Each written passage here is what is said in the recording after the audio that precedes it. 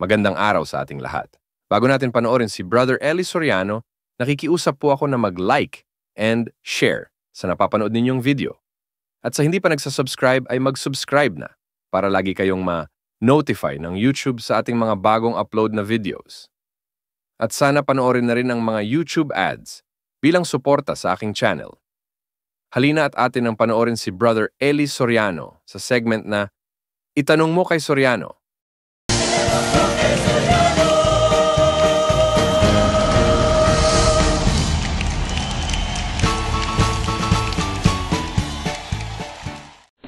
Ako ay magtatanong ng ganito. Sa Biblia, nababasa natin na hihiwalayin ang mananampalataya kaysa hindi mananampalataya. Pagkatapos, bababa ang Panginoon Jesucristo at hari ng isang Ngayon, ang paghaharian ng Panginoon Jesucristo ay yung mga makasalanan na hindi nakaabot sa kaluwalhatian ng Panginoon dahil naiwalay na. Ngayon, ano mangyayari sa gobyerno ngayon ng tao? Bawat isang bansa at saka yung United Nations. Anong magagawa nila ngayon nun? Mangyayari po ron yung gobyerno na ni Kristo ang iiral sa mundo.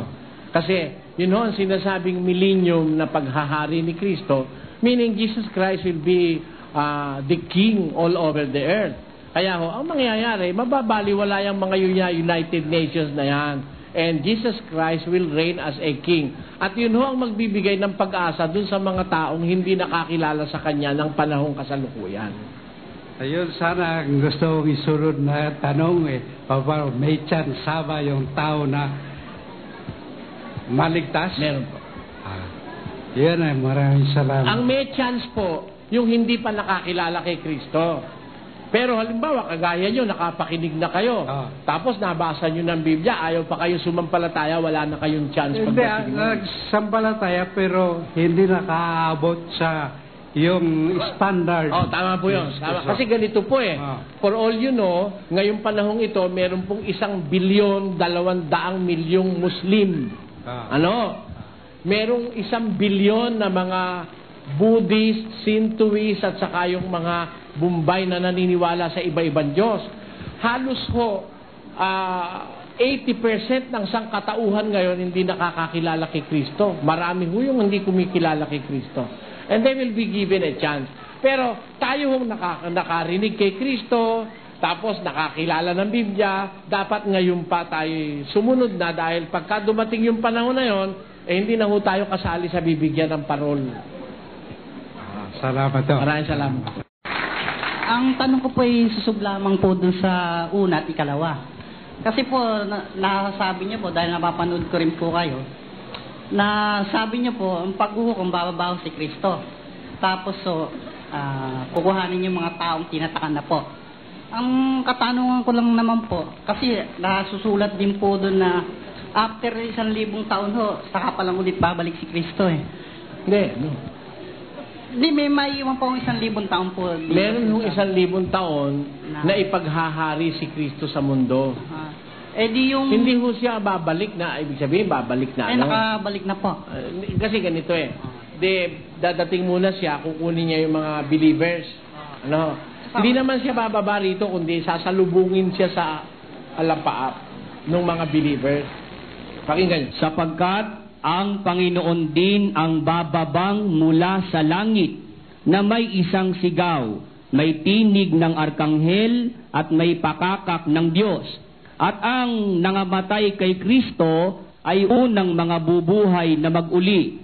Kung kagayon, tayong nangabubuhay na nangatitira ay aagawing kasama nila sa mga alapaap upang salubungin ang Panginoon sa hangin. Kaya magsasalubong dun on the air Hindi naman siya bababa direkto rito After that, mag-uumpisa na po yung 1,000 years o millennium na maghahari si Kristo dito sa lupa. And the subjects will be those people who have not encountered Christ in this time. Tapos, maghahari siya. Pagkatapos niyang maghari na 1,000 taon, kakalagan si Satanas. After the 1,000-year period, si Satanas makakawala sa kanyang kulungan, dadayain niya ngayon yung mga tao para kumampi sa kanya. Ano? Bababa ngayon uli ang ating Panginoong Jesus, kasama na niya yung kanyang mga banal. Ano? Doon na ngayon magaganap yung pag-aaway between the forces of good and evil, kung tawagin sa Biblia, Armageddon. Yun na ang last battle. Yun ang mangyayari doon. So yung sa 1,000 taon po na yun na mag-aano pa si Kristo po, pagka hindi pa po nauniwala doon para magkakaroon ng panibagong judgment o yung kumampi o kay Satanas. Actually, yun nga ang judgment, doon magaganap ang judgment. After the 1,000 years period. Pakinggan nyo. Sa Judas, ganito nakasulat. At ang mga ito naman ang hinulaan ni Enoch na ikapito sa bilang mula kay Adam na nagsabi, narito, dumating ang Panginoon na kasama ang kanyang mga laksa-laksang banal. Pagdating niya, yung dating niya na yun, kasama na ngayon niya yung mga laksa-laksa niyang banal. 10,000 of His saints upang isagawa ang paghuhukom sa lahat at upang sumbatan ang lahat ng masasama sa lahat ng kanilang mga gawang masasama na kanilang ginawang may kasamaan. Upang isagawa ang paghuhukom sa lahat at upang sumbatan ang masasama sa lahat ng kanilang gawang masama na ginawa nilang may kasamaan. That is the final judgment. Maraming pong salamat. Tungkol po yung sa tanong nila dun sa Apocalypse yung paghuhukom mo. Tatanong ko lang po kung dun sa pagbabalik ni Jesucristo sa lupa, ay dito sa sa lupa na natatanong ko po kung ano ho mangyayari dun sa mga maiiwan. Yung maiiwan, yung hindi niya kukunin, paghaharian nyo ng 1,000 taon. Maraming salamat po. Nakasulat yun sa Apocalypse chapter 20 verses 4 to 6. Maghahari siya na 1,000 taon. Bibigyan ng chance yung mga taong hindi nakapakinig kay Kristo. Marami kasi hindi nakapakinig eh. Kagaya ng tinatawag nating Middle Ages, yung mga Stone Age, yung mga Dark Ages of mankind. Wala nung kopya ng Biblia, maraming mga pinatay na mga tao, maraming nagpatayan sa mga gera-gera ng mga tao. Yun, hindi nakapakinig yun eh. Merong mga Muslim na matay na Muslim, hindi nakapakinig kay Kristo. Pagdating ng Kristo, maghahari pa siya ng 1,000 taon dun sa mga tao na yun. Yun ang sinasabi sa Biblia. Maraming salamat po. Maraming salamat din. Magandang gabi po. Magandang gabi po. Kasi po, tuwing Sabado po ng gabi, nakikinig po ako sa inyo sa radyo. Gusto ko po lang sanang, kasi po yung mga pare, yung nadidinig ko, lagi po sinasabi pag kami namamatay, diretso na po sa langit. Yun po ba totoo po? Hindi po totoo yun. Kasi ganito po, halimbawa ang isang tao namatay. Yung kanyang espiritu, yung buhay, yung hininga. Kasi yung espiritu natin sa ilong, yung hininga ng buhay, pag namamatay tao, nawawala ho yun babalik ho sa Diyos yun. 12:7. At ang alabok ay mauuwi sa lupa gaya ng una, at ang espiritu ay mababalik sa Diyos na nagbigay sa kanya. Yan. Yun pong espiritu na bumubuhay sa atin, yung nasa ilong, babalik ko sa Diyos yun. 27. Sapagkat ang aking buhay ay buo pa sa akin, at ang espiritu ng Diyos ay nasa mga butas ng aking ilong. Yun yung espiritu ng Diyos na nasa butas ng... Kasi hiningahan tayo ng espiritu ng buhay sa ilong hindi ba nung lalangin si Adan? Yun babalik sa Diyos yun. Ngayon yung katawan ninyo, di nasa sa lupa, babalik sa alabok. Pagdating ho ng paghukom, ipaglalapatin uli ng Diyos yan para ka mabuhay. Pagka nabuhay ka na, at saka ka lang dadalhin sa langit. Yung pong mga unang tao noon. Wala pa hong tao sa langit ngayon. Pakinggan niyo po. 3. Walang umakyat sa langit, kundi ang nanggaling sa langit, sa makatwid bagay ang anak ng tao na nasa langit. Wala pa umakyat sa langit, kundi yun mismo galing sa langit, si Kristo yun. Kahit na po yung mga propeta. Oo, hindi pa ho, wala pa ho. Alam niyo kung bakit? Kasi ang gusto ng Diyos, sabay-sabay yung lahat ng maliligtas. Pakinggan nyo, 4:15 ng unang Tesalonica. Sapagkat ito'y sinasabi namin sa inyo sa salita ng Panginoon, na tayong nangabubuhay na nangatitira Ay, hanggang sa pagparito ng Panginoon, ay hindi tayo mga uuna sa anumang paraan sa nangatutulog. ayun. Tayong buhay, pagparito ni Jesus, hindi tayo mauuna sa anumang paraan sa mga natutulog. Yung patay ang ibig sabihin. Sapagkat ang Panginoon din ang bababang mula sa langit na may isang sigaw, may tinig ng arkanghel at may pakakak ng Diyos. At ang nangamatay kay Kristo ay unang mga bubuhay na mag-uli. doon pa lang humabubuhay. Doon pa lang ibabangon bago dadalhin sa langit. Sa 6:44 ni Juan. Walang taong makalalapit sa akin, maliban ng ang amang nagsugo sa akin, ang sa kanya'y magdala sa akin, at siya'y aking ibabangon sa huling araw. In the last day. Sa huling araw. Salamat po. Maraming salamat po. Andun po sa Biblia na ang sabi, si Kristo ang pangulo ng iglesia. At ang sinasabi, iglesia, yun po yung katawan. So, paano po natin malalaman kung alin po ang tunay na iglesia? Di yung pinangunguluhan ni Kristo. Sa dami po na nagkalat na iglesia ngayon Paano po namin malalaman kung alin yung iglesia ang pinangunguluhan ni Kristo? Alam mo, si Kristo bilang Pangulo may epekto sa buhay ng taong ngulo. Unang-una, pag ang iglesia nandoon at nangungulo si Kristo, walang maling aral yon. Walang mali. Ang aral nun, hindi kayang magiba. 21:13. Ito'y magiging patotoo sa inyo. Pagtibayin nga ninyo ang inyong mga puso, na wag mo nang isipin kung paano ang inyong isasagot. Bakit? Sapagkat bibigyan ko kayo ng isang bibig at karunungan na hindi mangyayaring masalangsang o matutulan man ng lahat ninyong mga kaalit. Ayun. Pagka si Kristo nangungulo sa iyo, may patutuo siya.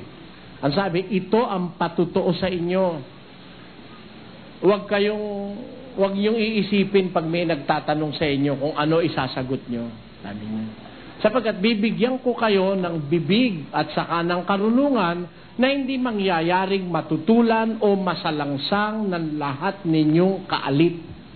Kaya ang isang palatandaan ng pinangunguluhan ni Kristo, hindi mo kayang gibain yun, hindi mo kayang tutulan, hindi mo kayang pamalian yung isang samahang pinangunguluhan ni Kristo. Isa sa palatandaan yun. Yung po mga kapatid nating matitigas, paano po kaya sila maliligtas kung ayaw po nilang sumama sa mga samahang matitigas ang ibig sabihin, ayaw sumampalataya, gano'n? Aha, ganun po.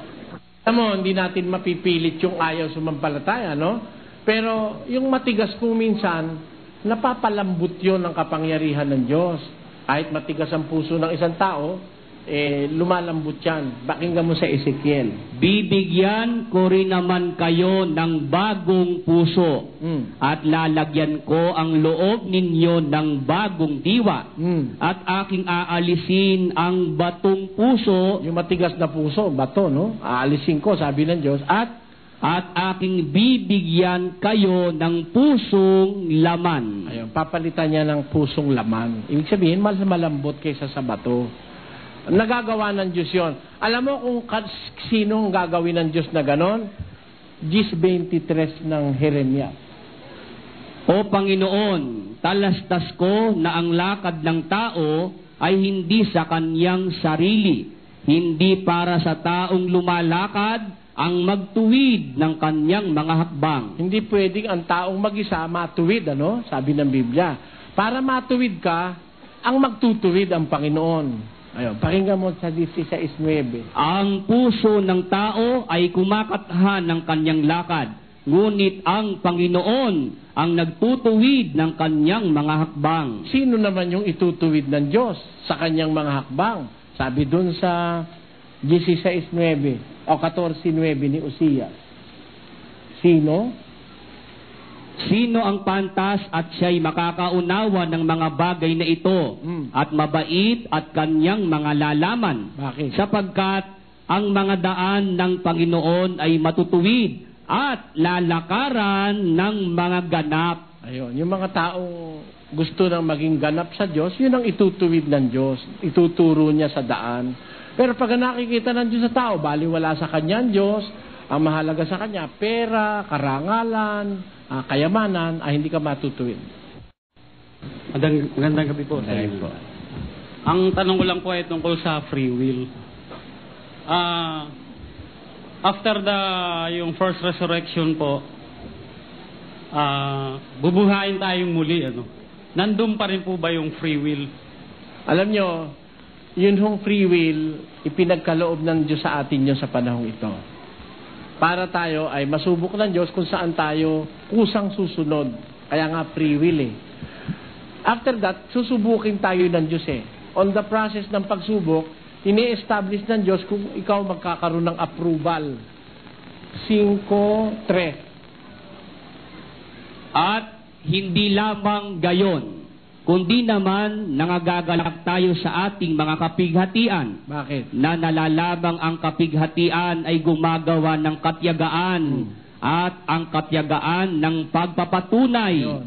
Pagka napatunayan ng Diyos na ikaw mapagtiis, mapagbata, mapagtiyaga, gagawa ng pagpapatunay. At ang pagpapatunay ang pagpapatunay ng pag-asa. Ayun, gagawa ng pag-asa yon. Yung pag-asa sa buhay na walang hanggan, Yung pag-asa in the eternity to come. Kasi tayong mga tao, hindi nilikha ng Diyos para mabuhay lang hanggang dito lang, tapos na We are a part of His eternal plan. Alam mo, ang Diyos kasi, eternal, kaya ang plano niya, eternal din. Ang Diyos na eternal, hindi po pwedeng magplano ng short range na plano dahil eternal siya. Gusto niya makasama niya ang tao sa eternity. Pagdating doon sa ikaw nabuhay na maguli, approve of God ka na, You are approved of God, tested ka na. Hindi ka nagagawa ng aliwas-was doon di ba?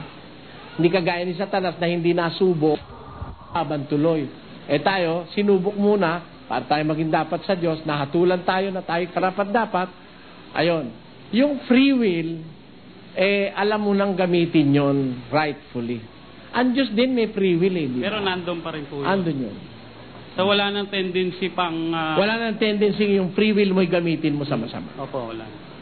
Pero hindi ka naman robot doon. Siyempre may free will ka pa. Kung sunod ko pong tanong meron po kasi ako nabasang Bible truth na book na yung first resurrection sa Alapaap nga po.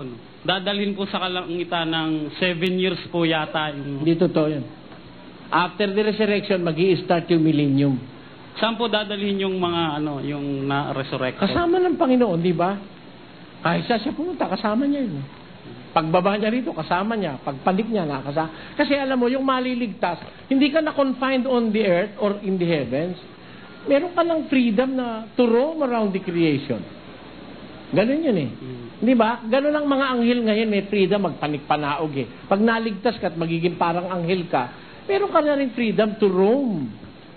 Ngayon, tanong mo, ano na nga tanong niya? Saan daw po dadalhin? Saan dadalhin? Kahit saan pumuntahan Diyo, ang Panginoong Jesus, siyempre kasama ka. Pero hindi 7 years pupunta mo na lang saka babalik, no? Lalabas, after 7 years, saka lang mag-i-start ang millennium, no? Kasi 20. mayroon po akong nabasa na may tribulation period pa Wala. Yung Ang tribulation dito mangyayari, before the millennium yon. Ang tribulation before the millennium. Yung sinasabi nilang ang tribulation after the rapture, mali yun. Kasi, basahin natin, 21-22. Sapagkat kung magkagayoy magkakaroon ng malaking kapighatian Na? na ang gayoy di pa nangyayari buhat sa pasimulan ng sanglibutan hanggang ngayon at ni hindi na mangyayari kailanman at malibang paikliin ang mga araw na yaon ay walang lamang makaliligtas.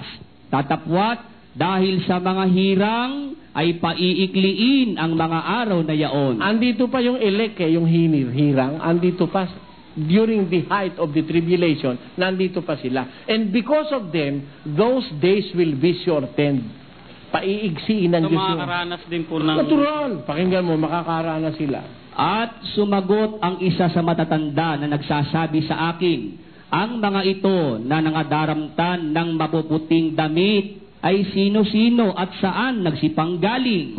At sinabi ko sa kanya, Panginoon ko, ikaw ang nakakaalam. At sinabi niya sa akin, ang mga ito'y ang nanggaling sa malaking kapighatian at nangaghugas ng kanilang mga damit at pinaputi sa dugo ng kordero. Amen. Galing sa malaking kapighatian niya. Makakaranas sila. Kaya yung pinagsasasabi ni Eddie Villanueva, at saka na ibang born again, mali sa Biblia yun. Na, aalisin daw muna bago magkakaroon ng tribulation. No. Ang mga ito galing sa malaking kapighatian. They have been a part of that tribulation. Kaya lang inalis sila ng Diyos. On the height of the tribulation, pinaigsi yung tribulation period para yung mga hinirang mailigtas ni Kristo. Darating yun before the rapture, yung tribulation. Makakaranas kayo, huwag kang umiwas. Kung gusto mo maligtas, makipartake ka sa tribulation. Yung bang 1,000 years na ano yun, yung sa panahon natin. Human years yun. Human years po yun. Isunod ko pong tanong yung tungkol yung sa panahon ni Noah ho. Di ba, Brother Eli, the earth was engulfed by the huge amount of water, no? Yes. Yung the highest mountain nga na presumably Mount Everest, siyempre yung buong mundo, no. Tapos sa mga ilang araw, 40 days bumabaho yung tubig. Ibig sabihin, yung huge amount, yung volume ng water galing lang ho sa mundo yun. No, hindi galing sa outside the earth. Hindi, meron kasi dalawang lugar ang tubig Enesis. At sinabi ng Diyos, magkaroon ng isang kalawakan sa gitna ng tubig at mahiwalay ang tubig sa kapwa tubig. At ginawa ng Diyos ang kalawakan at inihiwalay ang tubig na nasa ilalim ng kalawakan sa tubig na nasa itaas ng kalawakan at nagkagayon. At tinawag ng Diyos ang kalawakan na langit at nagkahapon at nagkaumaga ang ikalawang araw. Itong langit, this is the immediate heaven that we see. May tubig yan sa itaas, may tubig sa ilalim. Ang ilalim nga, itong lupa, May tubig dito, may tubig dito sa kalawakan. Ang kalawakan kasi, binubuo yan ng 78% nitrogen, 21% oxygen, and 1% nung all other gases. Therefore, very abundant ang oxygen at saka ang hydrogen sa ating atmosphere. Pagka pinag-combine mo yung 2 molecules of hydrogen and a molecule of oxygen, H2O, tubig yun Dito lang may tubig tayo ngayon dito Maglagay ka rito na yelo, sa isang baso. Mamayang konti, may pawis na yung labas ng baso. Hindi naman butas yung baso. Kasi, nagsama yung molecules ng hydrogen at oxygen, nakabuo ng tubig. Pagkatakot-takot na tubig yan Ngayon, ang tubig noong panahon ni Noe, hindi lang nanggaling sa taas, may galing sa ilalim ng lupa. So, may backup yung sa galing? Meron, may galing sa ilalim ng lupa, sa east.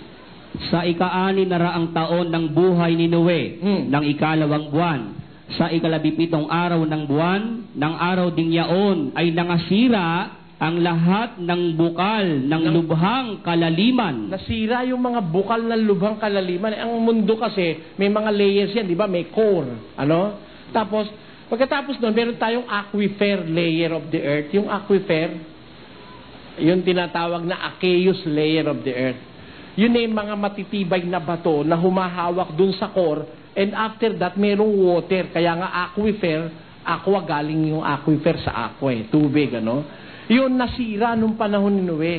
Kaya ngayon may sinasabi mga siyentipiko, may mga fault tayo may mga tectonic origin ng mga earthquake. Kasi nasira nga yung mga pundasyon ng lupa dahil sa kasamaan ng tao nung panahon ni Noe. Kaya ang movement nun will create earthquakes di ba? Yun, doon lumabas ang mga tubig ng bukal ng lubhang kalaliman.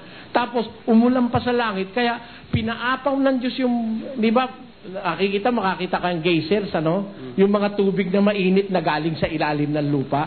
Ayun, nagsilabas yung mga tubig na yun. Tapos meron naman dumating galing sa kalawakan. Nagsama-sama. And it is possible na to submerge the earth, even the highest mountain in the earth. Actually, without rains, tunawin mo lang ang yelo sa ating North and South Pole, all lands on earth will be submerged by 2 inches of water. Walang ulan. Tutunawin mo lang ang yelo sa North and South Pole. Aapawan lahat ng dagat, ang lahat ng lupa, hindi lang ang bundok, yung lupa, malulubog ng 2 pulgada. Para magtaka ba naman tayo sa dami ng 40 araw na umuulang walang katigil-tigil. Talagang kayang apawan ng Mount Everest noon. Last na po. Sige po. Noong 80s, madalas po ako makinig sa inyo sa yung Manolo Fabis and his Genius Family. Napansin ko na noong kasi marami ho kayong panelist. Mahigit kami noon na 70. Nakikinig na ako yung mga 83. Tiga-tiga lawang minuto lang noon dahil sa daet. Pero ngayon ho, bakit ho kayo na lang yata mag-isa? Wala nang ibang panelist. Walang tumagal kasi. Ilan po. Salamat. Maraming salamat din. Ang katanungan ko po ay may kaugnayan sa unang Juan 2:19. May posibilidad ho ba yung Soriano na ang tunay na iglesia ay mahati sa 2 tunay? Pag nahati po, hindi na tunay yung isa. Ang ibig po sabihin, yung tunay na kawan ay hahatiin mo, lalagyan mo ng 2 pastor. Hindi ho pwede. Pakinggan nyo po, sa Zacarias 13, at mangyayari na sa buong lupain, sabi ng Panginoon, 2 bahagi ay mahihiwalay at mamamatay, ngunit ang 3 ay maiiwan. At aking dadalhin ang 3 bahagi sa apoy, at sila'y dadalisayin ko na parang pilak na dalisay, at sila'y susubukin ko na parang pagsubok sa ginto. Sila'y magsisitawag sa aking pangalan, at akin silang didinggin. Aking sasabihin, siya'y bayan ko, at kanilang sasabihin, ang Panginoon ay aking Diyos. Nakita nyo? Doon sa 3, kahiwa-hiwala, yung 2 namatay. Yung isa lang ang natirang sa Diyos. Kaya, halimbawa, naging 2 naman, maaari yung isa manatiling sa Diyos, pero yung isa hindi na sa Diyos yun. Bakit po nyo sinabi yan? Mabuti basahin natin ng 2:19 para sa kanila. Ano po? Pakinggan nyo. Sila'y nangagsilabas sa atin, sapagkat, ngunit sila'y hindi sa atin, sapagkat kung sila'y sa atin, ay nagsipanatili sana sa atin, ngunit nangagsilabas upang sila'y mahayag na silang lahat ay hindi sa atin. Kaya po na yung mga lumabas noon sa kapisanan ng mga apostol, hindi sa atin yun. Diyan po ba sa talatang iyan sino po ang tunay na iglesia? Yung po nagsilabas o yung naiwan? Yung naiwan ho. Alam niyo kung bakit yung naiwan? Sabi, sila'y nagsilabas sa atin. Ang nagsasalitay si Juan. Si Juan naman nanatiling tapat hanggang anyo 98 sa kanyang kamatayan. Kaya, he is speaking in behalf of his comrades in the church. Sila ay kay nagsilabas sa atin sapagkat sila ay hindi sa atin. Sapagkat kung sila ay sa atin, dapat nanatili sana silang kasama natin. Sila ay kay nagsilabas upang mahayag sila na sila ay hindi sa atin.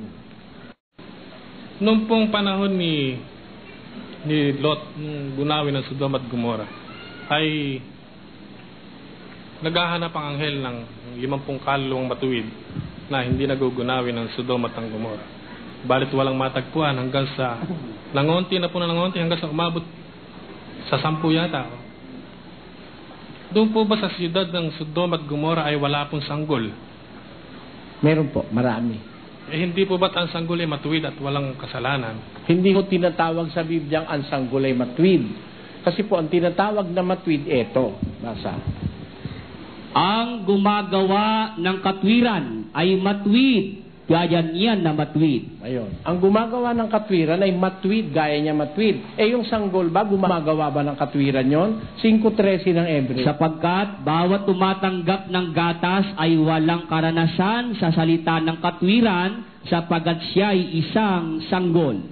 Ang tumatanggap ng gatas, walang karanasan sa katwiran sapagkat siya ay sanggol. Kaya, bagaman yung sanggol ho'y sa Diyos yun, talagang magiging dapat sa langit yon, pero hindi po yun tinatawag na matuwid. Ang tinatawag kong matuwid, yung gumagawa ng katwiran. At yun po si Abraham ang maghahanap. Sabi ni Abraham doon sa anghel, Panginoon, kung may makita ba akong 50 banal, gugunawin mo ba? Hindi. 45, hindi rin. 40, 35, 10, hindi rin. Nung natitira, 4 na lang pala. Nung tumatakbo na lumingon pa yung isa, 3 natira. Kaya tinuloy na ang paggunaw. Yun lang po. Salamat. Maraming salamat din po. Magandang gabi po, Brother Magandang gabi. Hindi po ako makikipagtalo. Ako po dating Iglesia ni Cristo. At sa pakikinig ko po sa inyo, ako'y naniniwalang si Cristo Diyos. Salamat.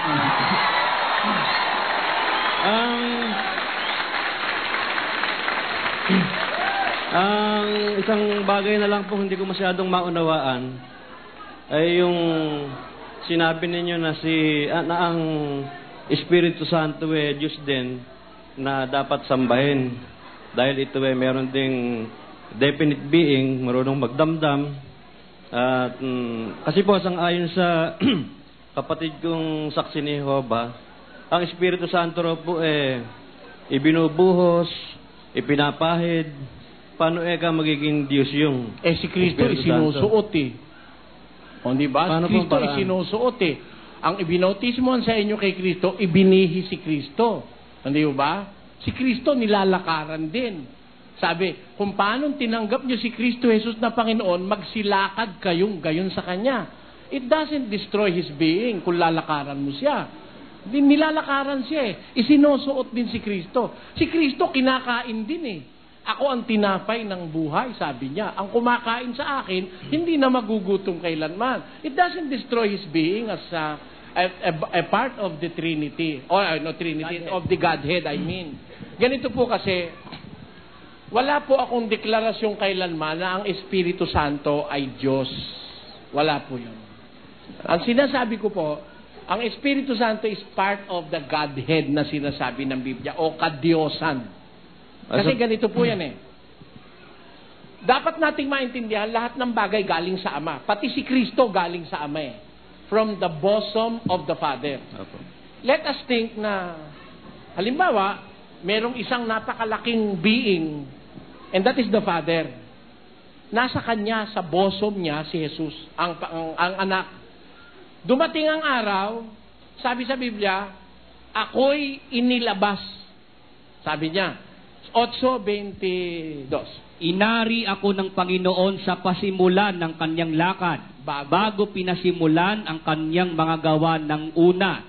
Ako'y nalagay mula noong araw, mula nang walang pasimula, bago nalikha ang lupa. Ako'y nailabas nang wala pang mga kalaliman, nang wala pang mga bukal na sagana ng tubig, bago ang mga bundok ay nalagay, bago ang mga burol ay ako'y nailabas. Samantalang hindi pa niya nililikha ang lupa, ni ang mga parang man, ni ang pasimula man ng alabok ng sanglibutan. Nang kanyang itatagang langit, nandoon ako. Nakita nyo, this being, speaking, na nagsasalita rito, ay bago pa niya pinasimulan ng kanyang gawa ng una, ako'y nailabas. Nang itatag niya langit, nandun ako. Ano? Ito nga yung naging anak ng Diyos na Heso Kristo.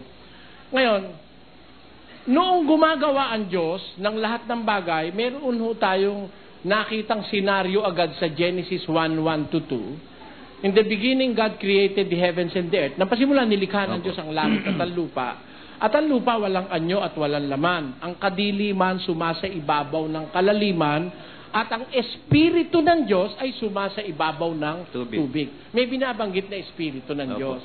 For sure, yung espiritu ng Diyos, gaya rin naman nung naging anak na inilabas ng ama mula sa kanyang sinapupunan, yung espiritu, galing din sa ama yon. Kaya tinatawag sa 12:9 ng Ebreo, siya'y ama ng lahat ng mga espiritu. Yung po Espiritu Santo na yan. Hindi, yung ama.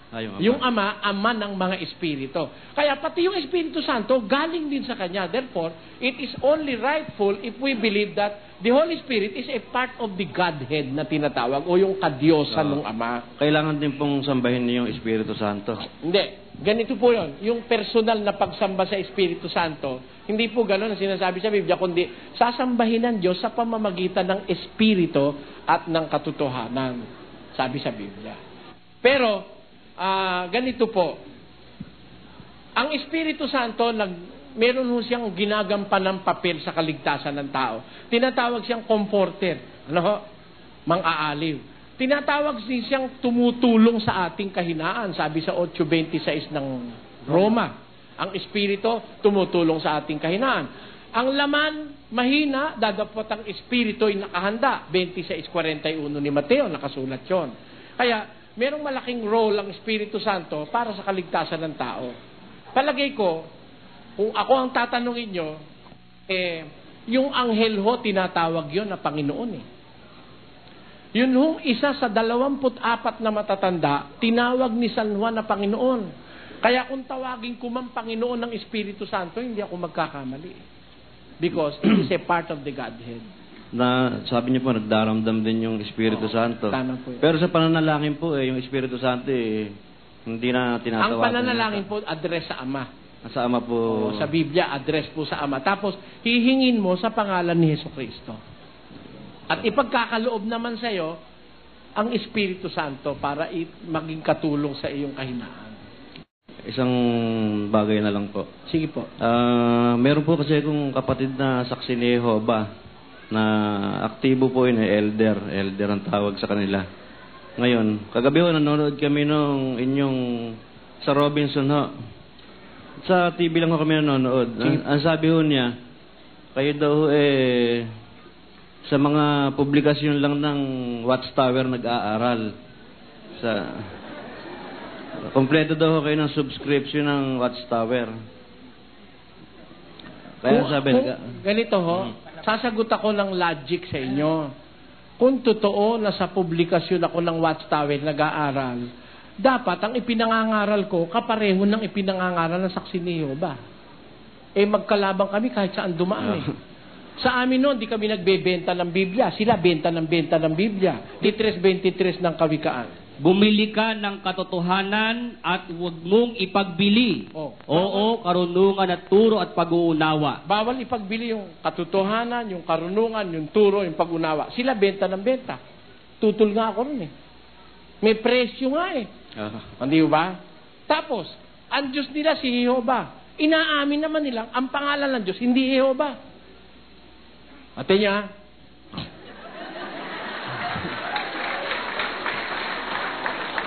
ito po ay nangangatwiran mula sa kasulatan, page 191. Sabi rito, ang Jehovah ay ginawa ng ilang makabago. Ginawa ng ilang makabago ang pangalang Jehovah. Na kailanman ay hindi nakilala ng mga Hudyo maging ng mga Kristiyano. Yung po pangalang Jehovah. Yung Jehovah. Bakit? Kailan ba lumitaw yung pangalang Jehovah? Pakinggan nyo, kung kailan lumitaw yung pangalang Jehovah. The form Jehovah is of late medieval origin. Kailan yung medieval origin? Pakinggan nyo kung kailan. Eto. While inclining to view the pronunciation Yahweh as the more correct way, we have retained the form Jehovah because of people's familiarity with it since the 14th century.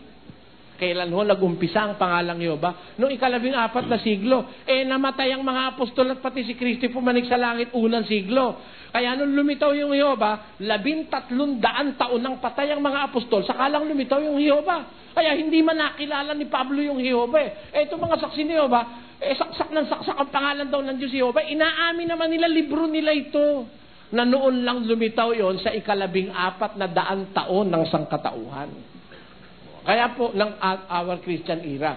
Dapat aminin nila na yung Jehovah, hindi talaga ngayon ang pangalan ng Diyos. At bawal ibenta ang katotohanan. Ang gawa naman nila, benta sila ng benta. Sabi naman nila, wala naman ikaw kaming tubo. Anong wala? Lulukuhin niyo pa ako, marami kong kasama saksi ni Jehovah rito. Ganito yung isang libro na ang halagay 5 piso, ang puhunan 75 centavos.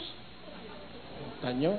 Magkano tubo nung Special Pioneer? Hindi, 425. Bibigyan niya ng 25 yung naglako. Yung naglalako talaga, walang tubo yun. Pero yung mga Special Pioneer, malalaki tubo nun. At kung walang tubo yan, bakit yumayaman kayo? O, di ba? Meron akong history. Dahil sa kakagawa nila ng libro, yumaman sila. Di, may tubo. Mahal nga ang libro Yung binili kong libro nilang isa, mahigit 500 malaki tubo. Kaya ako po kasi bukod sa pakikinig sa inyo, nagbabasa rin ng mga publikasyon ng Saksi ni Jehovah. Kayo ba, papatunayan nyo bang ang turo ko galing sa publikasyon nila?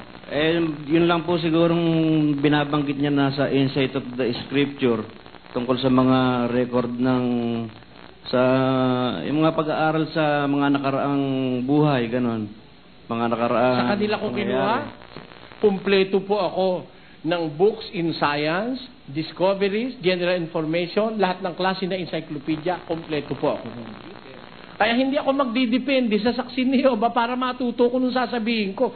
Ang katunayan nga, ngayon, kahit alisin mo lahat yung encyclopedia, alam kong idaldal yun. Gusto nyo, kahit 7 oras walang tigil, dadaldal ako. Magandang gabi po sa inyo, Brother Eli. Ako po isang Christian. At isa po ang Christian. Opo. Yes.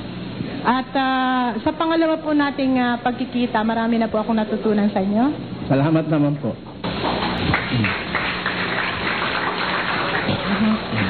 Brother Eli, ano po ba ang masasabi ninyo sa claims ng mga born again na kami po ay mayroong spiritual gifts? Tulad po halimbawa ng laying of hands, na ipaliwanag niyo na po ito, casting of demons, at ito pong gusto kong maliwanagan ay speaking in tongues. Alam niyo po, ang gifts of the Holy Spirit na sinasabi sa Biblia, komo yan ay gift. Ang Diyos po, hindi kagaya ng tao kung magbigay ng gift. Ang tao kung magbigay ng gift, pinipili niya yung bibigyan niya ng gift. Ang Diyos kung magbigay ng gift, siya ang nagbibigay sa'yo ng pamimili. Mamimili ka sa kanyang mga gift kung ano gusto mo. Kaya regarding speaking in tongues or speaking of tongues, ganito po ang sabi ni San Pablo dyan sa mga first century Christians. Sa unang Korinto, ganito po ang ating mababasa tungkol sa mga gift na yan na sinasabi ninyo. 14:1. Sundin ninyo ang pag-ibig. Gayon may maningas ninyong pakanasain ang mga kaloob na ayon sa Espiritu. Sundin ang wika ninyo ang pag-ibig. Gayon may maningas ninyong pakanasain ang mga kaloob o yung gifts na ayon sa Espiritu. Ngunit, lalo na ang kayo'y makapanghula. You can have a choice. Lalo na pakanasain mo na makapanghula ka. Bakit ang preference ni Pablo kung pipili ka rin lang ng gift mas gustuhin mo na yung ikaw ay makapanghula? Kaya sabi ko sa inyo, totoo yun na ang Diyos, pag siya nagbigay ng gift, pwede ka mamili kung ano sa gift niya ang gusto mo Kaya sabi rito, nasa inyo yung mga kaloob sa Espiritu. Pero, lalong-lalo na kung ang kayo'y makapanghula. Bakit? Tuloy ho natin. Sapagkat ang nagsasalita ng wika ay hindi sa mga tao nagsasalita, kundi sa Diyos, sapagkat walang nakauunawa sa Kanya, kundi sa Espiritu ay nagsasalita ng mga hiwaga. Datapwat ang nanghuhula ay nagsasalita sa mga tao sa ikatitibay at sa ikapangangaral at sa ikaaaliw. Tuloy. Ang nagsasalita ng wika ay nagpapatibay sa sarili, ngunit ang nanghuhula ay nagpapatibay sa iglesia. Pinakita niya yung advantages ng makapanghula ka. Ang nagsasalita ng wika, nagpapatibay sa sarili. Pero yung nanghuhula, nakakapagpatibay sa iglesia. Many persons will benefit from that gift. Kung ang inuna mong makuha ay yung gift of prophecy. Sapagkat yun ay kang nagsasalita ng wika, nagsasalita ng hiwaga sa Diyos sapagkat walang nakakaunawa sa Kanya kundi ang Diyos. Pero yung nagsasalita ng huhula ay nagsasalita sa mga tao sa ikatitibay, sa ikapangangaral at sa ikaaliw. Therefore, you have a free choice of the gift of the Spirit. And the suggested choice of Paul is for you to prophesy. Kaya hindi ho kami nag-i-emphasize dun sa wala. Pampapahanga lang ng mga mangangaral ngayon yun eh. What have you profited? Kung may nagdadaldal, yun din naman ang sinasabi niya. Alam nyo, nahuhuli ko yung mga nagsasalita ng kung ano-ano ngayon, kinakabisado lang. Sa Biblia ho, hindi mo kabisado yun. It automatically flows from you. Ganun sa Biblia. So, Brother Eli, naniniwala rin po kayo sa speaking in tongues? Oo. Kung really speaking in tongues according to the Bible. When you say speaking in tongues, there is a definite tongue, may wika na sinasabi ka. At yung wika, dapat may makaintindi. Yung ibang nagsasalita ngayon, wala namang wika siya. Salamat ba sa layo? Ano yun? Wika ba yun? Hindi naman wika yun eh. Mga ano lang yun eh. Mga kung ano nang pinagduktong-duktong na hindi mo alam kung Arabo kung Latin eh. Mali po yun. Sa panahon ngayon, mas gusto ni St. Paul to prophesy. At in fact, yun ang hula sa mga huling araw sa gawa. Pakinggan nyo. At mangyayari sa mga huling araw, sabi ng Diyos, na ibubuhos ko ang aking espiritu sa lahat ng laman. At ang inyong mga anak na lalaki at babae ay manganghuhula. At ang inyong mga binata ay mga kakakita ng mga pangitain. Yun ang magiging concentration ng gift of the Spirit ngayon eh. Yung panghuhula, yung pangangaral ang ibig sabihin. Kasi yung salitang pangangaral sa Biblia simply means admonition at saka pangangaral. Ngayon, ang concentration ayon sa hula, sa panghuhula, sa pangangaral, hindi dun sa pagsasalita ng wika. Yan ho sa ating panahon. Totoo po bang ang relasyon natin sa Panginoon ang makakapagligtas sa atin at hindi ang relihiyon? Hindi ho tayo pwedeng magkaroon ng relasyon kung wala tayong relihiyon. Tandaan nyo ang kahulugan ng relihiyon galing sa salitang Griego na treskia. Treskia. Galing sa salitang Latin na religio. Ligio means to tie, to bind. Yung re, ibig sabihin uli. Itali uli. Dahil ang tao, napatid ang tali niya sa Diyos eh. Ang tao, nilalang tayo, nakadugtong tayo sa Diyos. Nakakabit tayo sa Kanya. We are dependent on Him.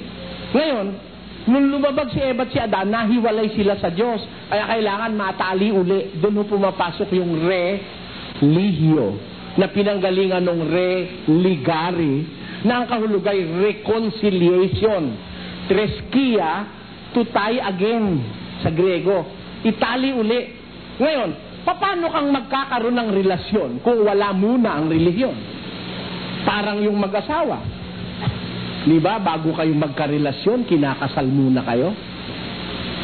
Pagka inuna nyo relasyon, bago kayo kinasal, kawawa ka babae. Pagka medyo hindi ka nagustuhan ng lalaki, iiwang ka niyan. Kaya kailangan kasal muna bago isuko ang bandera ng bataan, di ba? Bago maganap ang relasyon, may process muna, magsasama muna. Sa kasal, kakasal muna. So, ganun din naman. Bago ka magkaroon ng relasyon sa Diyos, kailangan maganap muna yung relihiyon. Yung muling pagtatali. Itali ka uli sa Diyos. Kailangan po yun.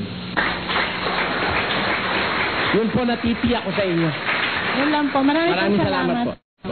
Na-mention niyo po last Wednesday yung pag nagkasala po tayo sa Espiritu Santo, hindi na po tayo mapapatawad.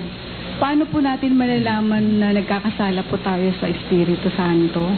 Hindi ka naman pwedeng magkasala sa Espiritu Santo kung hindi mo pa alam yung aral ng Espiritu Santo. Kaya huwag kang mag-alala ron. Hindi mo pa alam eh.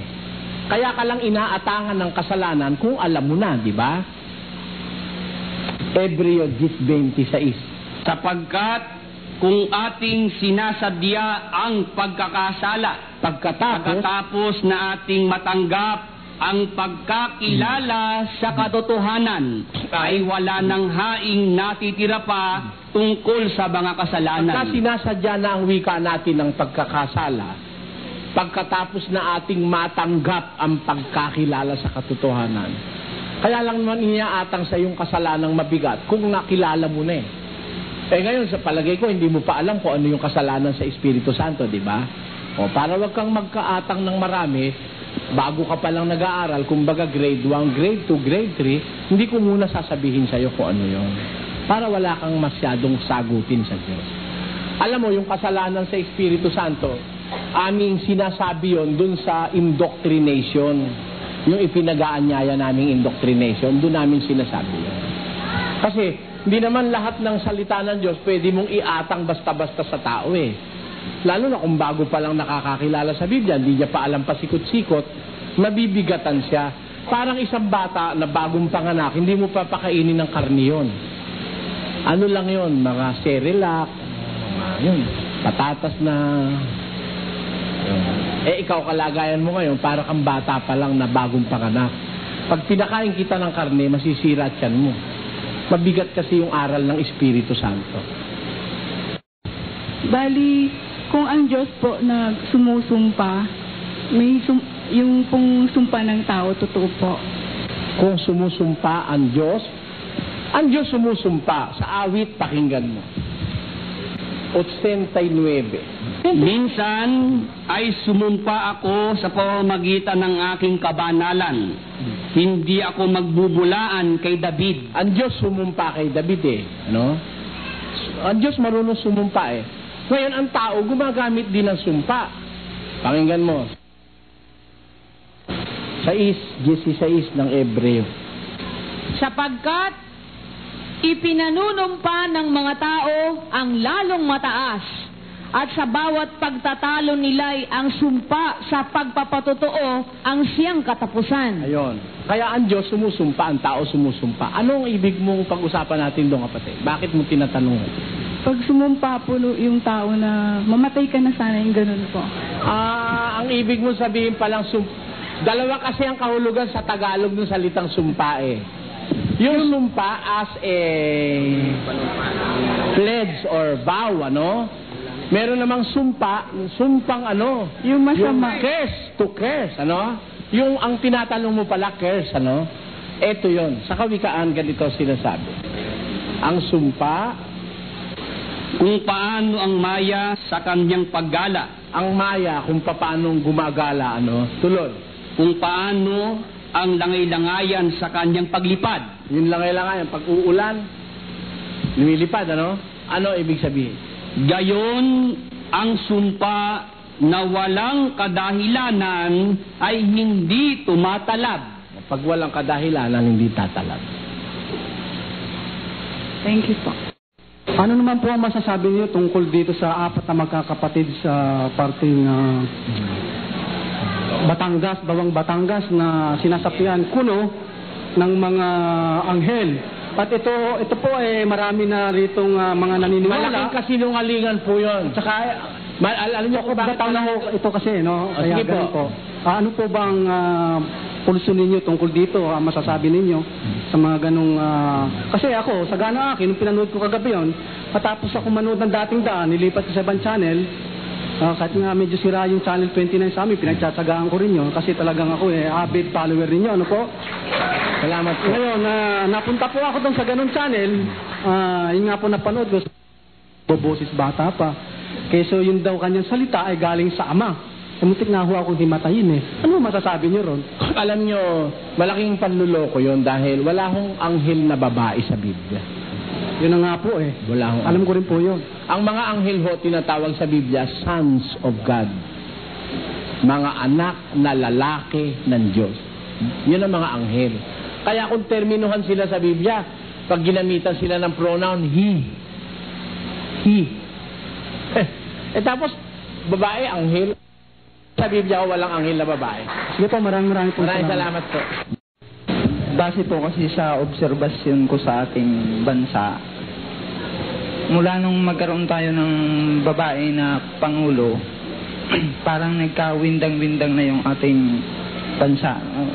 What I mean is, yung katulad ng ekonomiya, yung kasi nung elementary ako, 4 na piso lang yung presyo ng bigas. Pasensya na kasi Naunawaan namin. Hindi ka talagang Tagalog, ano? Laking Sursugun ho.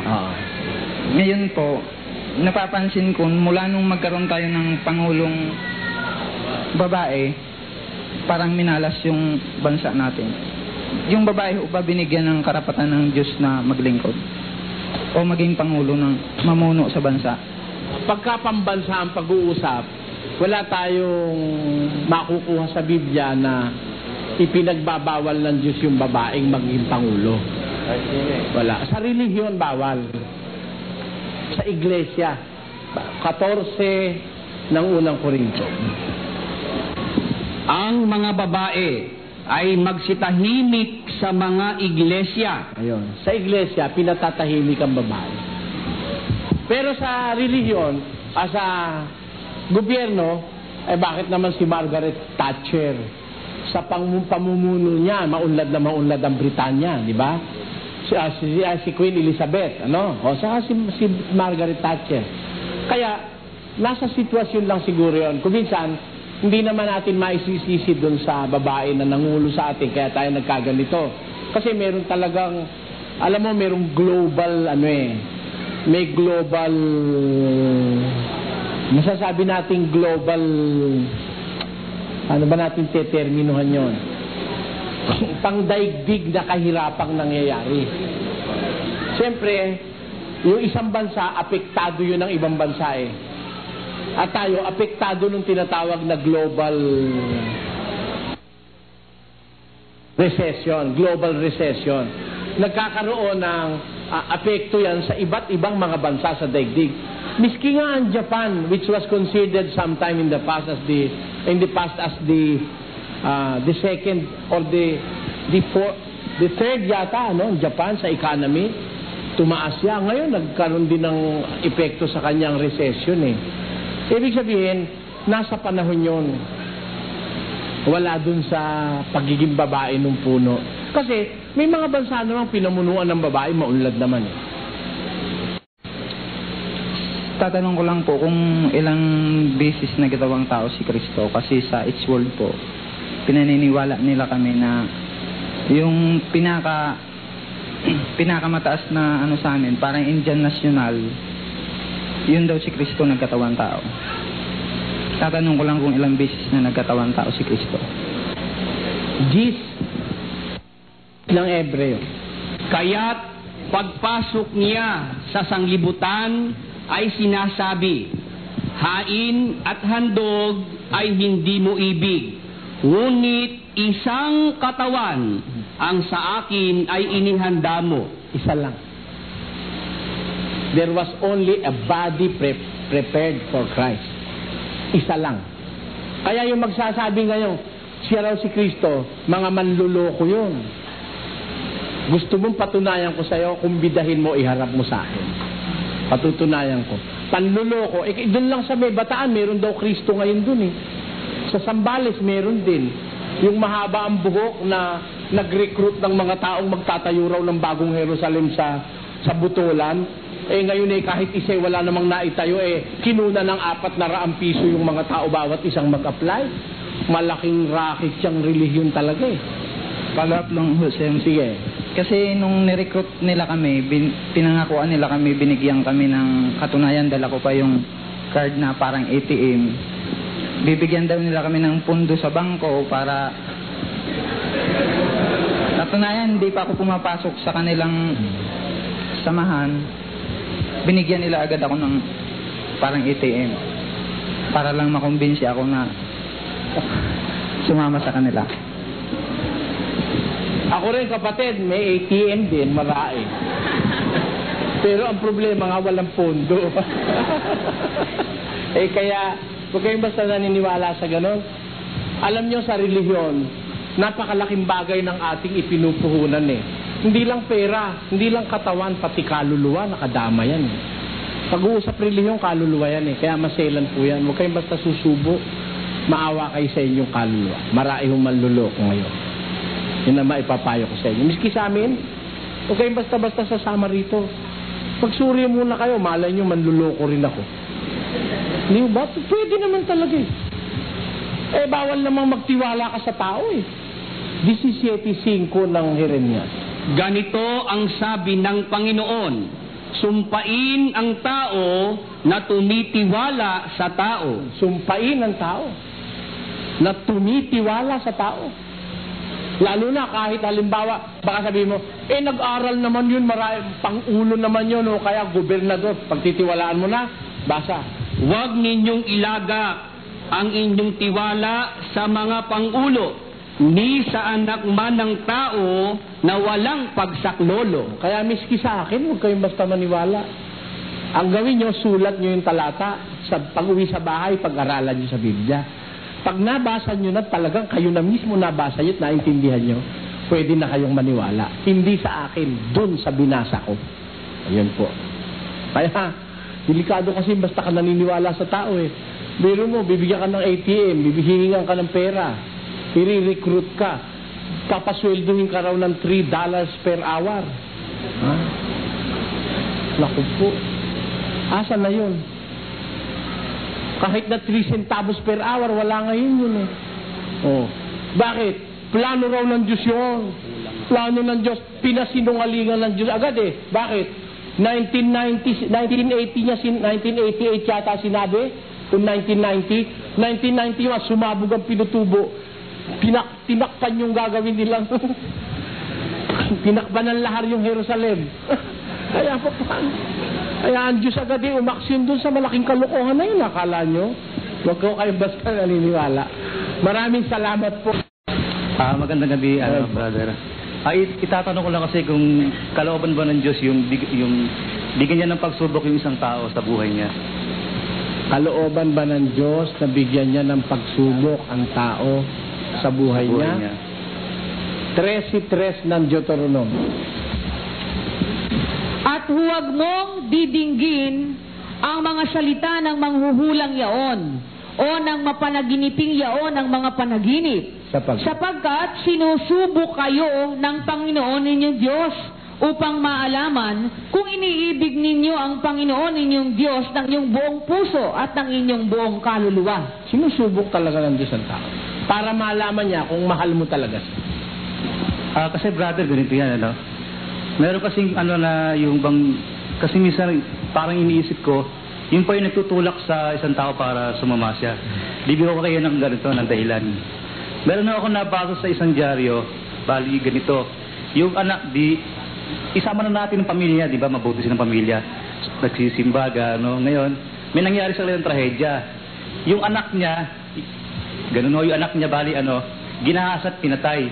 Hindi ba yung isa na yon medyo makakabawasan ng tiwala sa Diyos yun? Isa pa ho doon, sinundan pa nun, okay, pinalampas na yung ganong klaseng pagkakataon. Ang pinakamasakit nun, yung pangalawa, yung bahay nila, sinunog. Ngayon, yung mga taong nakakaranas ng ganong klase, paano nila maiisip na yung, ito ba, Diyos ba yung may gawa nito? Samantalang masasamang tao ang pinanggalingan ng mga gumawa nito. Ano klase kaya ang iyan? I-classify muna natin, ano. Ang sinusubok ng Diyos, yung mga tauhan niya. Hindi kasali yung hindi niya tauhan. Ikaw man, may pabrika ka. Ang sinusubok mo, empleyado mo, hindi kasali yung labas ng pabrika. Ang Diyos, dalawang klase ang tao sa mundo. Meron tao na sasakop niya, meron tao ayaw pasakop sa kanya. Eh, hindi niya susubukin yon. Lahat ng mangyari ron, kagagawa ng masama. Pagka ikaw ay hiwalay sa Diyos, hindi ka niya susubukin. Pakinggan mo. 4:18 ng Efeso.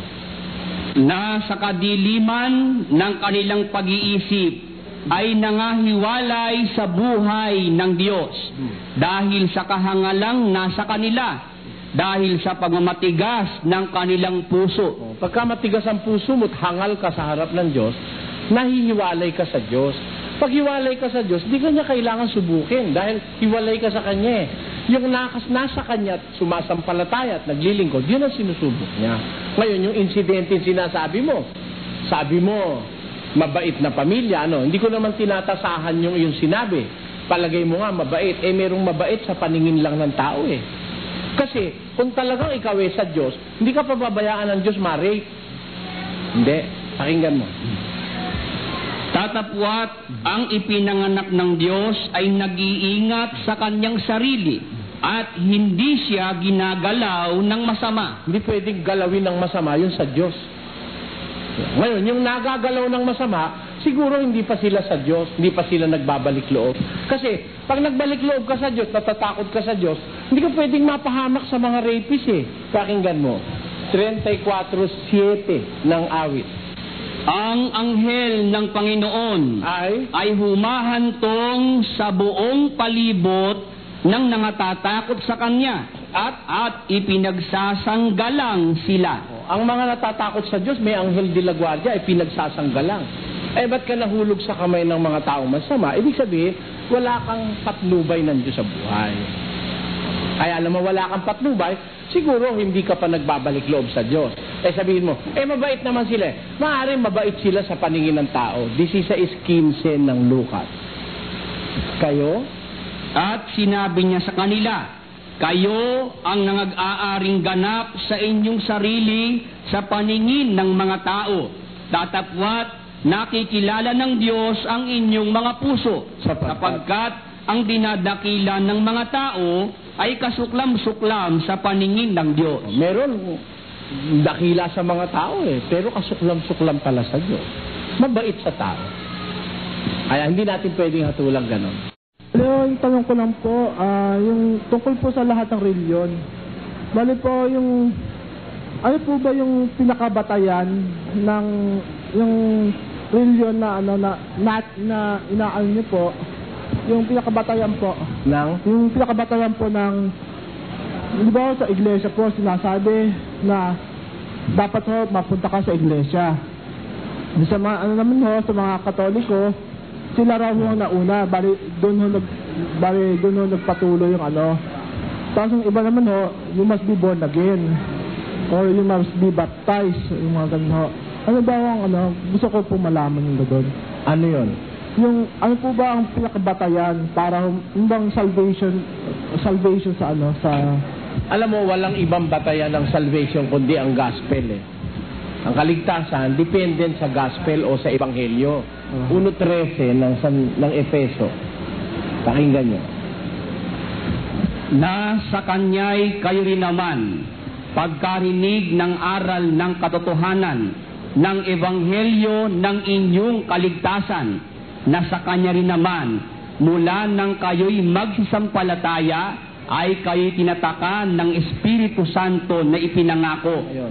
Sinasabi ni San Pablo na sa kanya ang wika lang kayo'y pagkarinig ang wika ng aral ng katotohanan ng ebanghelyo ng inyong kaligtasan. Therefore, ang kaligtasan ng Kristiyano dependent sa ebanghelyo. Yung ebanghelyo, isang set of laws, mga batas ni Kristo, mga palatuntunang itinuro ng mga apostol, na pagkasusundin, yun ang ikaliligtas. Wala nang iba. Pakinggan mo. 15 ng unang Korinto. Ngayon ipinatatalastas ko sa inyo mga kapatid ang ebanghelyo na sa inyo'y aking ipinangaral, na inyo namang tinanggap, na siya naman inyong pinananatilihan. Sa pamamagitan naman ito'y ligtas kayo. Yun, sabi, sa pamamagitan ng ebanghelyo, ligtas kayo kung matiyagan ninyong iingatan ang salitang ipinangaral ko sa inyo, maliban na kung kayo'y nagsisampalataya ng walang kabuluhan. Ayun. Kaya, ang tanging kaligtasan ng tao, yung ebanghelyo. Ngayon, ano yung ebanghelyo? Mga aral yun eh. Halimbawa, mag-iiglesia ka, no? Dapat yung iglesia nakasulat sa ebanghelyo. Dapat mag-aabuloy ka, dapat yung abuloy nakasulat sa ebanghelyo. Pag hindi nakasulat, huwag ka magbibigay, sayang lang ang pera mo. Dapat, ikaw mananalangin, sisimba, magkukumunyon, magpapabinyag, mag-aasawa, papakasal, lahat ng yun dapat mayroong kang batayan sa ebanghelyo. Yun ang kaligtasan. Yung tungkol naman po sa yung mga propeta o mga psychics na sinasabi ng mga iba yung propeta kaysa sa psychic. Sorry po. Yung propeta, kung Biblia ang pag-uusapan, mga ano yun, nagsihula sa mga bagay na hinaharap. Samantalang yung psychic naman, depende yata nila sa vibration yung kanilang mga sinasabi. Ganun yata yung mga psychic na tinatawag. Bale yung tanong ko, nasa Biblia ba raw yung ganun ng ano? Alin? Yung tao raw ba pwede magkaroon ng ganung kapangyarihan? Yung psychic tao nga raw po. Nasa Biblia? Ano? Ang tanong mo kung nasa Biblia yun? Lahat ng nangyayari sa mundo nasa Biblia. Pero hindi ibig sabihin, kung mula sa Biblia, sa Diyos na. Merong nakasulat sa Biblia ang gumagamit ng ganito. Tanong mo, 18 ng Deuteronomio.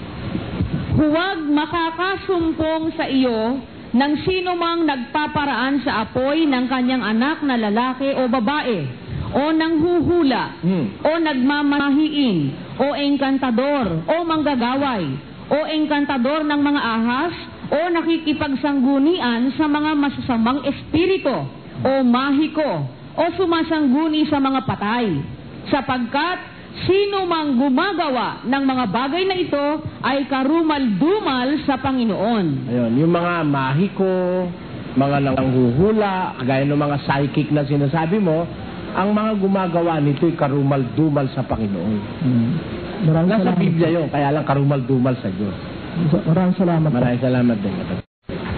Magandang gabi po, Brother Eli. Magandang gabi po. Ang katanungan ko po ay ganito, ano po bang pinakamabuting reaction kasi po, halimbawa po, nakapakinig ako ng kontra dun sa mga napag-aralan po dito. Meron po bang biblical way kung paano po mag-react? Kasi po sabi nung isang born again na ka-office mate ko, dapat daw po iyan na natin bigyan ng respect yung mga pananampalataya na hindi natin hindi kagaya ng natutunan natin sa Biblia. Dapat daw po bigyan din natin ng respect. Kasi po ang pinakatanong ko po ron, paano po ba mag-react? O there is a biblical way kung paano po kailangan po ba ignorin na lang o ano po ba dapat gawin?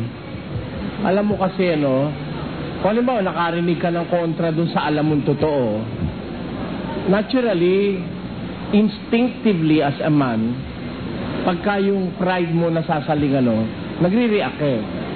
But there is a guideline from the Bible na magtuturo sa atin to react to circumstances.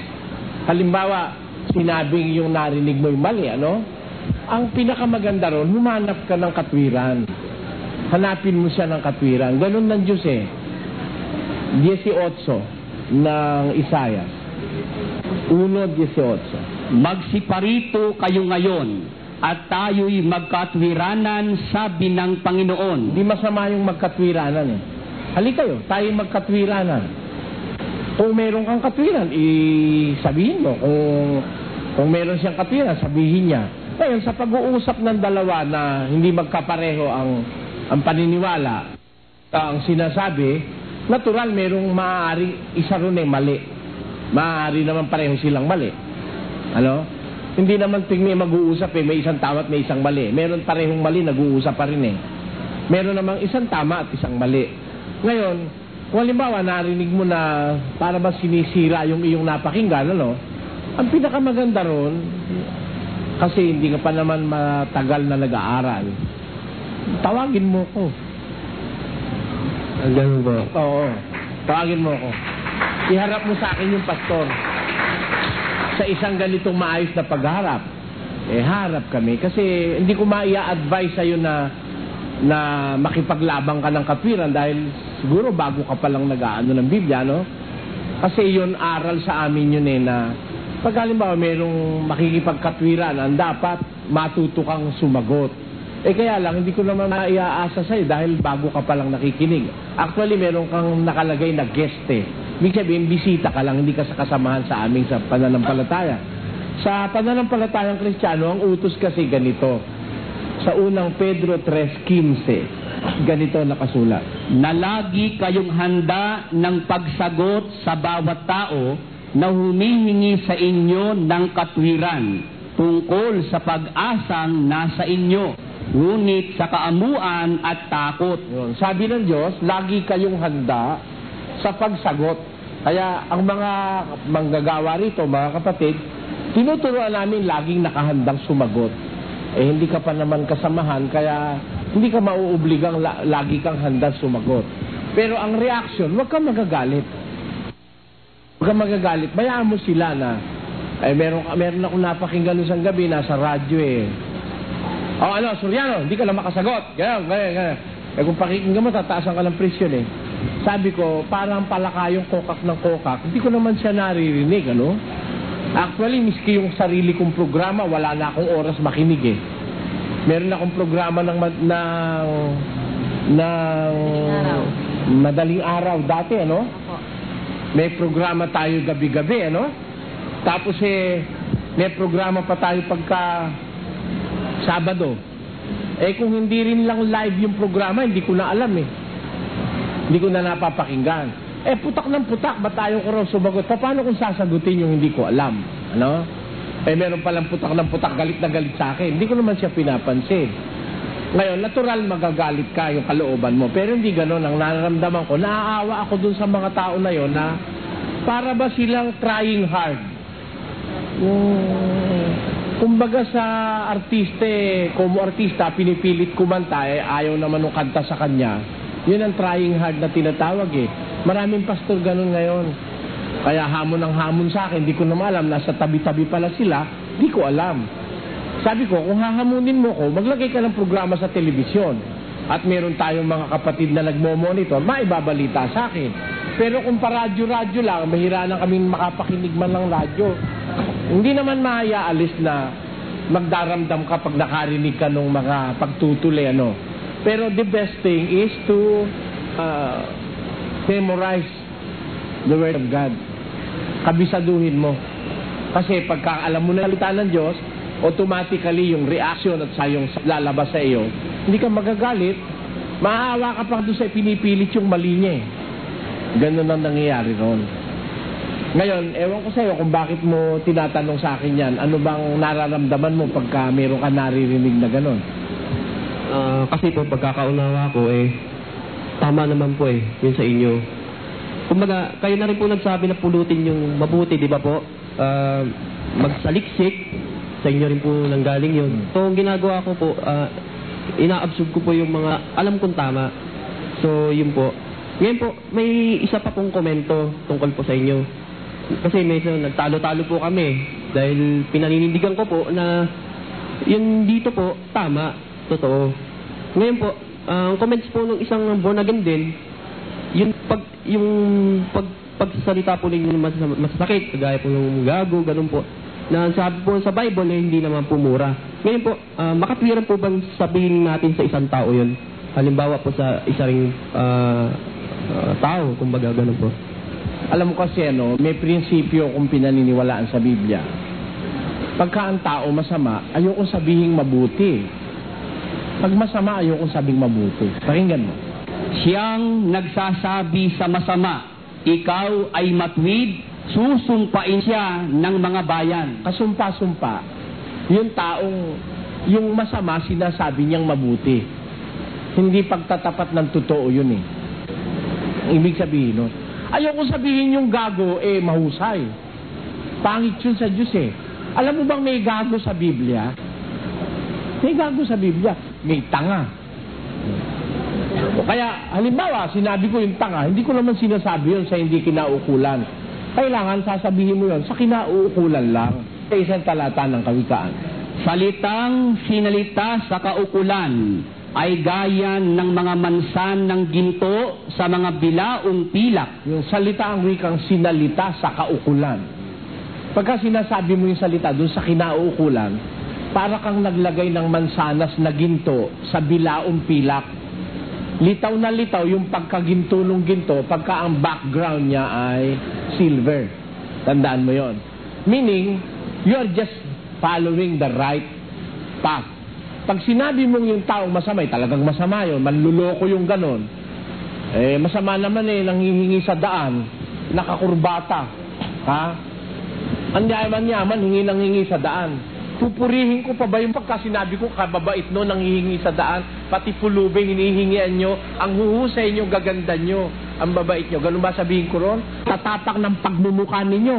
Yun ang dapat sabihin. Biro mo, nakakurbata ka eh. Nakakurbata ka, hihingan mo, nakaduster, pati pulubing, pati mga jeepney driver. Samantalang yung puno nila karami-rami ng pera, ipanghihingi mo dun sa driver na kayod ng kayod maghapon. Yun ang kawalangyaan. At yun, nasa Biblia yun. 4, pakinggan nyo sa 18 ng Efeso. Na sila sa di pagkaramdam ng kahihiyan. May kahihiyan ba? Hindi nakakaramdam ng kahihiyan. Ay napahikayat sa kalibugan upang kalakalin ang lahat ng karumihan ng buong kasakiman. Biro mo, mga masasakim. Kinakalakal ang karumihan ng buong kasakiman. Ang kalakal nila, kumbaga monkey business yung alam nila. Monkey business ang tawag sa business world doon. Yan ang mga kaano nung kagrado nung mga racketeers, mga swindler, mga extortionist, yan. Yung mga tao na yan. Paano mo ngayon sasabihin yung mga tao na yung mababait, mga banal, ayaw ng Diyos. Pag sinabi mong yung masama ay mabuti, susumpain ka ng bayan. Hindi magandang ugali yung masama na sabihin pang mabuti. Dapat ihayag mo yung ginagawa niyang masama. Hindi ka naman galit sa kanya. Yun lang masamang gawa niya ang kinagagalitan mo para wag madama yung iba. 58:1 ni Isaias. Bumiyaw ka ng malakas, huwag kang magpigil. Ilakas mo ang iyong tinig na parang pakakak at iyong ipahayag sa aking bayan ang kanilang pagsalangsang. Yung utos ng Diyos Bumiyaw ka ng malakas, ipahayag mo sa aking bayan ang kanilang mga pagsalangsang. Yung mga ginagawa nilang panluloko, pandaraya, dapat isigaw yun. Hindi dapat yun maliban. Dapat isigaw yun. Ang katunayan, ang mga apostol, hindi pinararaan yung mga yun Hindi pinababayaan ng mga apostol, makaraan yung panluloko nila 2:5 ng Galacia. Pakinggan nyo. Sa mga yaon ay hindi kami napahinuhod na supilin kami kahit isang oras upang ang katotohanan ng Ebanghelyo ay manatili sa inyo. Doon sa mga manluloko na yon, sabi ni San Pablo, hindi kami napahinuhod para supilin kami kahit isang oras upang ang katotohanan ng Ebanghelyo ay manatili sa inyo. Kasi yung katotohanan mawawala yun pag walang nagbubulgar ng mali Lahat ng tao madadaya na, kaya kailangan bulgar yun. At sana, huwag kayong magagalit pagka sinasabi kong may mga manluloko, may mga mantaraya, mayroong mga walang hiya, may mga taong impertinente pagdating sa Biblia, mga inutil na mga pastor. Sabihin, masama raw ako magsalita. Nasa Biblia naman kasi yun mga sinasabi ko. Kagaya nung sinasabi nila, ba't pati kayong tanga sinasabi pa? Nasa Biblia kasi tanga Ano tawag mo dun sa doktor, hindi marunong mag-iniksyon, ang tawag mo? Tanga. Di ba? Doktor, natawag ka doktor, di ka marunong mag-iniksyon. Hindi, tanga. Uy, nakakakita ko ako ng doktor na gano'n eh. Oh. Meron akong kilalang abogado, di marunong na English eh. Oo, nakapasa lang dahil sa awa siguro ng kapalaran. Pero di marunong na English. Meron akong nakita ng abogado sa Korte San Fernando, yung kanyang kliyente, pinapatalo niya. Tinatanong niya yung kliyente niya, siya umiipit sa kliyente niya. Eh sabi ng judge, aba, attorney, ano ka ba? Ba't iniipit mo kaya tayong kliyente mo? Eh, abogado yun. Kaya natawag ko tuloy, baka hindi ka ako abogado yun, baka abogago yun. Eh, biro mo kliyente mo, iipitin mo. Imbis ipagtanggol mo. Kaya, ipagpatawad nyo, pero talagang meron nun. Yan, hindi maitatago yun. Hindi naman ako nagsasalita ng wala ebidensya eh. Yun lang ang maaasahan mo sa akin pag sinabi ko may ebidensya ako. Ngayon, hindi ako naninira kahit kanito. Ang layong ko, maituwid yung mali at mabigyan ng warning yung mga taong maaaring biktima ng mga nagkakamali. Dahil kasi, kaya maraming nagkakamali ngayon, yung nasa 22-29 ng Mateo, ganito ang sabi ng ating Panginoon. Ngunit sumagot si Jesus at sinabi sa kanila, na nagkakamali kayo sa hindi pagkaalam ng mga kasulatan ni ng kapangyarihan man ng Diyos. Yun. Sabi ni Jesus, nagkakamali kayo sa hindi nyo pagkaalam ng kasulatan. Maraming mali ngayon. Kaya pag hindi tayo nag-ingat, biktima ka ng mali. Lalabas. Maraming mali. Sa Ladlak din po kay Bingbong Crisologo kasi umattend na rin ho ako doon. Meron ho sila kasing sayaw, yung tang prayer, yung kasi ho sa inyo hindi niyo ginagawa yun. Tama ho ba yun? Sayaw? O, sumasayaw sila yung kumakanta, yung joyful songs ho, nagtatatalon. Kami kumakanta rin kami ng joyful songs. Pero, conforme sa sitwasyon. Pagka meron kaming Thanksgiving celebration, meron din kaming mga joyful songs. Pero pagka worship service, yung pag-araw ng pagkakatipon sa pagsamba, solemn naman yun. Hindi naman lagi na lang kay joyful. Yung bang parang nagra-rock and roll, pangit naman yun. Ginagawa lang yun pagka merong celebration. Meron kaming Thanksgiving, ginagawa namin yan sa Biblia kasi yun eh. Pero pagka naman yung pagkakatipon na, limbawa, Sunday worship, hindi naman dapat ganun. Dapat solemn. 14:26 ng unang Korinto. Ano nga ito, mga kapatid? Pagka kayo'y nangagkakatipon, ang bawat isa sa inyo'y may isang awit, may isang aral, may isang pahayag, may wika, may isang pagpapaliwanag. Gawin ninyo ang lahat ng mga bagay sa ikatitibay. Pagka nagkakatipon ka, bawat isa may isang awit, ano? Anong awit? Pag nagkakatipon magkakapatid, 10:25 ng Hebreo. Na huwag nating pabayaan ang ating pagkakatipon na gaya ng ugali ng iba. Ano gagawin sa pagkakatipon? Kundi mag-aralan sa isa't isa. Ayun, sa pagkakatipon, nag-aaralan. Ngayon, pag aawit ka, kailangan yung awit doon makapagbigay aral din. Colossus 3. Manahanawang sagana sa inyo ang salita ni Kristo ayon sa buong karunungan. Kayo'y mangagturuan at mangagpaalalahanan sa isa't isa sa pamamagitan ng mga salmo at ng mga himno at mga awit na ukol sa Espiritu. Yun ang kinakanta pagka mayroong worship service na nag-aaralan, dapat may salmo, himno, mga awit na ukol sa Espiritu. Pag sinabi kasing salmo, ano yan iha? Solemn yan. Yung mga himno, mga solemn yan. Hindi rock. Ang kaso sa mga born again, lagi na lang may rock and roll. Kahit anong pagkakatipon, rock and roll ang naririnig ko. Doon sa tapat namin doon, hating gabi na ingay. Kahit walang pira ay masaya. La la la la la la. Ayun. Yan ang marinig mo. Ba't talaga mapakaingay?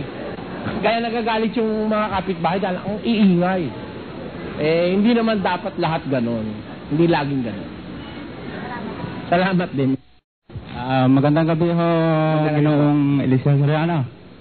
May tatanong lang po ako tungkol ho dun sa tubig. Ngunit ang kasunod ko, siyang magbabautismo sa inyo sa Espiritu Santo at sa apoy. Ano po ba apoy na yun? Kung sakali po ba halimbawa ang isang tao, andun po halimbawa sa isang snowland, saan po ba kukuha ng apoy sa ganung parte? Di ba sinabi ho na ang tao binabautismahan po sa Espiritu at saka sa apoy. Doon lang po, yun lang po ang tanong ko. Alam niyo kasi, hindi naman literal na apoy yun eh. Kasi alam mo kapatid, ang kahulugan sa Biblia ng bautismo, from the Greek word bapto, baptizo, ang ibig sabihin, ilulubog. Pagka ilulubog ka sa apoy, hindi ka mabubuhay nun. Kung literal na apoy, Kasi alam mo, may mga simboliko sa Biblia. Hindi lahat ng nababasa natin, papakahulugan na natin literally. Sa A63 ni Juan, pakinggan mo. Ang Espiritu nga ang bumubuhay. Sa laman ay walang anumang pinakikinabang. Ang mga salitang sinalita ko sa inyo ay pawang Espiritu at pawang buhay. Ang mga salita ni Kristo, spiritual eh. You cannot always explain it literally. Hindi pwedeng lahat literal. Halimbawa, sabi ni Kristo, pag ang kanan mong kamay makakapagpatisod sa'yo, putulin mo at itapon mo. Pag niliteral mo yon, maraming taong magiging putulang kamay. Dahil maraming tao nakagagawa ng mali yung kamay eh. Ikaw lang, baka nasampal mo na yung asawa mo eh, no? Diba? Pag matagal-tagal na, kahit gaano kabait siya mag-asawa, nag-aaway, nagsasampalan yan eh. Pagka magkakapagpatisod sa'yo kamay, putulin mo, sabi ni Jesus. Ipapakahulugan ba natin na yun literal? Mali yun. Halimbawa, kagaya ng sinasabi sa Biblia, na si Kristo nakaupo sa kanan ng Diyos. Ang paniwala na iba, nakaupo si Kristo doon sa kanan ng Diyos, nakaupo nga. Mali. Ikaw man si Kristo, gagawin mo maupo ka na lang maupo ron, no? Merong kahulugan yung nakaupo sa kanan. At meron naman nakahulugan yung nakaupo sa kaliwa. It doesn't necessarily follow na ikaw ay may silya at nakaupo ka na lang habang panahon. Hello po. Maraming salamat po. Salamat sa iyo, kapatid. Pwede po bang matawag na Kristiyano ang mga miyembro po ni Kibuloy katulad po ni Mike Velarde?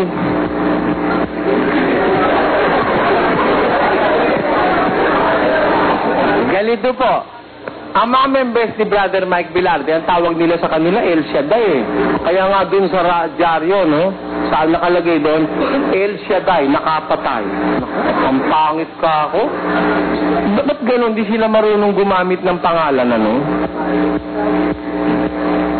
natatak sa kanila sila El Shaddai. Sabi ni Velarde, yun daw El Shaddai, pangalan daw ng Diyos yun. Tapos nalagay sa journal, anong dyaryo, nakalimutan ko, El Shaddai, nakapatay, gumawa ng masama. Parang ang Diyos ang gumawa ng hindi tama. Kaya hindi Kristiyano tawag doon. El Shaddai ang tawag nila sa kanila. Yun naman yung miyembro ni Kibuloy, Jesus Christ naman daw sila. Yun ang tawag nila sa kanila. Ang totoo, if you are going to study meticulously, the title being used by Kibuloy, nakalagay doon sa kanilang banner, Jesus Christ, the name above every name. It's not a church. It is a name. Tama o hindi? Jesus Christ, the name above every name. Is there a church there? Is there an organization reflected in the title? None. It is just a name above every name. Kulo. Ano ang tatawaging Kristiyano? Ewan ko kung naintindihan niyo ako. Tagalogin natin. Jesu Kristo, ang pangalang lalo sa lahat ng pangalan. Iglesia ba yan? Pangalan yun. Kaya para siguro tumama, lagyan mo na kaibigang Kibuloy ng the name above every name church. Ayun. At tinan mo si Brother Eddie, sumunod na sa akin. Dati sabi niya, Jesus is Lord Fellowship. Kasasabi na hindi fellowship yung nasa Biblia, kundi church, pinalitan na nila ngayon. Jesus is Lord Church. Yun, palakpakan natin si Brother Eddie. Oh. Diba? Yun ang mabuti. Pag pinalitan na nila yung kanilang ikapo, mas tama na. Oh. Pagkatapos, pag inalis na nila yung mga alahas niya, tama na, mas lalo. Yung mga alahas ng kanilang mga pastora, naku, nakita ko isang pastora nila, 4 ang alahas eh. 4 ang sing-sing sa kamay. Eh sa Biblia, sa full gospel Bible, sa Bible, sa full gospel, bawal yung alahas, lalo na sa pastora. Biro mo, example ka ng members, tapos kung ano-ano suot mong burloloy, eh galing naman sa ikapu. Ayun ang masama rin. Huwag nawang mangyari. Kaya maganda yun, maganda po. Ako, hanga ako dun sa punto na yung kay Brother Eddie na pinalitan niya yung Jesus is Lord Fellowship ng Jesus is Lord Church. Pero there are so many things to be changed also para maging tunay na samahan yang kay Ginoong Villanueva. Here po ang ating very personal opinion. We do not mean to ridicule anybody or to degrade anybody or to defame anybody. Wala po tayong lasang gano'n. Aral ang pinag-uusapan natin dito. Sige po. Maraming salamat sa mga nanood at sa mga hindi nag-skip ng mga YouTube ads bilang suporta sa aking channel.